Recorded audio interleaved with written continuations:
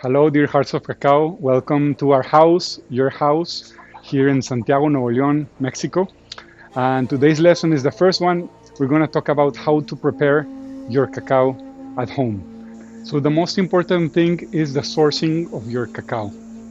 We recommend to always source from an agroforestry system or organic.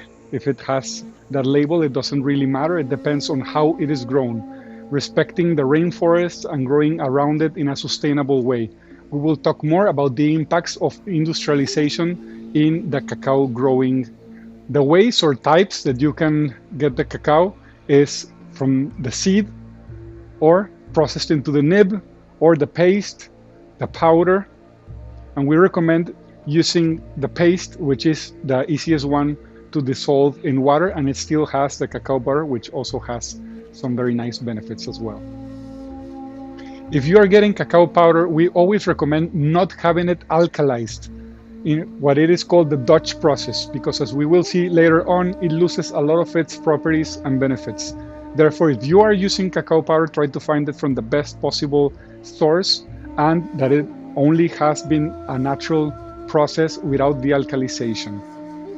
If you are getting any of this, especially the paste or the powder, also we recommend to have it unsweetened in any way.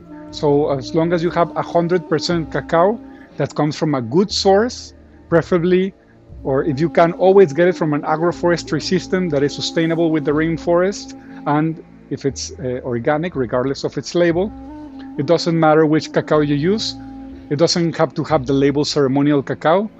The label ceremonial cacao is more like a marketing thing that, yes, it's very good cacao, but as long as you have a very good source of cacao and it's 100%, then you are sure there is a very good cacao for using for ceremony. Cacao oxidizes easily, so we recommend always conserving it in an airtight container. It can be glass, it can be plastic, or wherever you can put it on, that it's not in direct contact with either oxygen or the light. So coming back to its origins, we're going to see more about biology later, but remembering that we have the pod of the cacao, which is from which we take out the fruit, and inside the fruit there's the seed. These seeds are the seeds that we already know, the cacao seeds. So this is, let's say, the rawest way you can get it once it has been fermented and dried.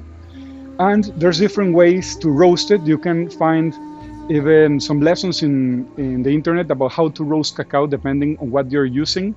The most professional way to do it is through roasting, but in this case we're using something a little bit more wild, more raw.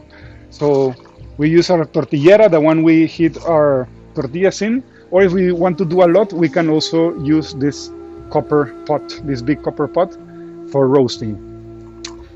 Now, once the roasting is finished, the next thing we need to do is take away the peel.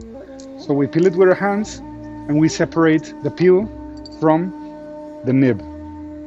So no matter in which way you have the cacao, may it be in nibs, may it be in paste, or may it be in powder, we need to weight it. So we use an old weight that has always worked perfectly. And all we're going to do is grab enough, and we're going to, depending on what we're using, weight the cacao. So when we're using nibs, we go all the way to 42 grams, same as when we're using paste. You can even do a blend of it, but let's say we already have 42 grams of either one of these. And when we're using powder, we can use a little bit less because it doesn't have butter anymore. So we can use 30 to 35 grams, or if you want a big dose, you can even go as well to 42 grams. The highest dose we recommend using is 50 grams, and we will talk more about dosage later on. You will also be finding your own dose as you go on and getting to know your body and your relationship with the amount of cacao you're intaking. But for collective ceremonies, we usually use around those doses, depending if it's very late in the night or very early in the morning. So a very important aspect is the water, since we're mainly drinking a lot of water and we are made up of water. So it's very important the water that we use. We can use a filter which remineralizes our water, or if you can, try to get spring water from a special source that you know has also a very good vibration, and that also will infuse into the cacao. When you're preparing your cacao, we recommend to always boil the water prior to mixing it with the cacao. Never boil the cacao inside of the water because it can burn, and the properties and the taste will also change a lot.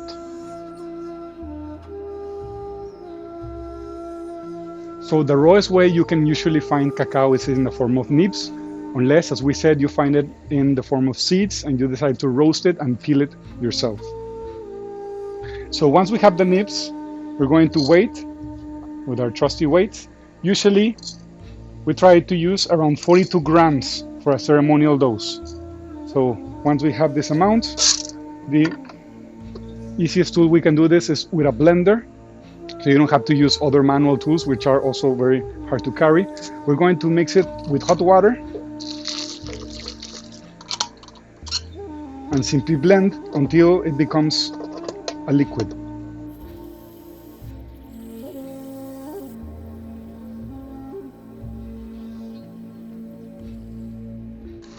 Remember to be careful, because when you're putting hot water in a blender, it can sometimes explode, so leaving open a little bit of space is good. And as you can see, there's a little bit of pieces as well left there, so this can make it also like a very crunchy type of cacao. Paste has already been processed and become a cacao liquor, which we will see also later, to then be condensed into a paste, or has been grinded for a long period of time. From the nib, it's grinded, and we have paste. So the paste, we also need to weight it again around 40 to 42 grams, tops maximum 50 grams. And when it's a paste, we usually need to first cut it up, or you can even weight it before cutting it. And once you have the amount of cacao you need, we can use it directly, either in a blender, or you can use it directly into your cup with hot water and use the whisk to mix. You can use both hands, kind of like doing a prayer, putting your intention into your cacao all the way from the moment you're preparing it.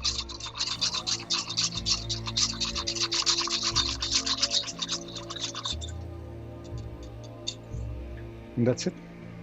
And the other format that you can find cacao in is in powder. Powder has already been stripped, the mass, separated from the butter.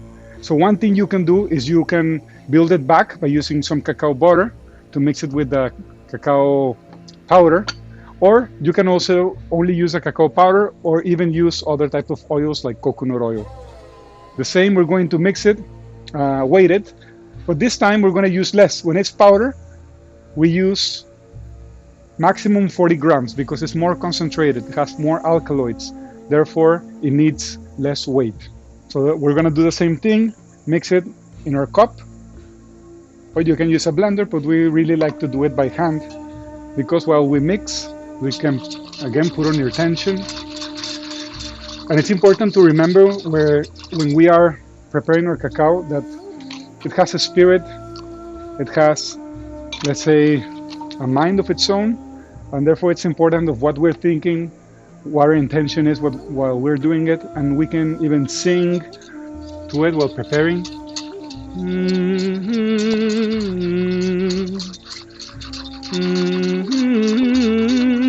So sing, thank you, cacao, thank you, whatever burns from your heart. Once we finish mixing, we have our cup ready to now put on the extra ingredients. So the next step is to add spices. The spice that we always use is chili. Why? Because the capsaicin in chili helps to bioassimilate, lighten up our intestinal fire a little bit, and digest better the cacao. So that way we can assimilate the theobromine, which is the main active ingredient, which we will talk about later. So we're going to use a little bit of cayenne pepper, just a little bit, just to give it that mild hot to it. This is the oldest Mexican recipes were used like that. They always used to use chili and cacao together. The additional spices that we can use is cinnamon, which you can add just in powder, or if you're boiling the water, you can also boil the cinnamon inside so you get out the flavor as rest of the same as the rest of the spices if you have them raw. We have a little of cardamom, which we really like. We love the flavor of cardamom. And this is a mix of masala, which is a blend of different spices from the Himalayas. It contains ginger, cardamom, cinnamon, clove, among others. And finally, we have vanilla, which gives it a very nice flavor as well. So we just add 1 or 2 drops. This is vanilla from Veracruz, which is very pure, very good. You can still see the little pieces of vanilla there from the extract. And there's different spices that also you can use. We will talk about that later as well. And the last step is the sweetening. You can drink the cacao as it is, bitter, strong with your spices, or only with the cayenne pepper or your chili. Or you can also blend it with a little bit of sweetener, just to make it more mild. We know that we tend to have a sweet tooth in the West, and we prefer using maguey honey, which is a form of agave, which is we can get it very raw and in a very pure form here in Mexico. Try to find one that is not as processed. Try to research a little bit, or if not, you can use jaggery, which we also like a lot, which is the first extract of the cane sugar before being processed. So as you can see, it's quite dark in its color. So just add a little bit to your tasting. When we are making for a lot of people, we are using around half a liter of honey for 20 people. So for 20 cups, we use half a liter of honey. That's amount the cacao that we usually prepare. And again, we mix it, putting our intention to it. We can keep singing to our cacao.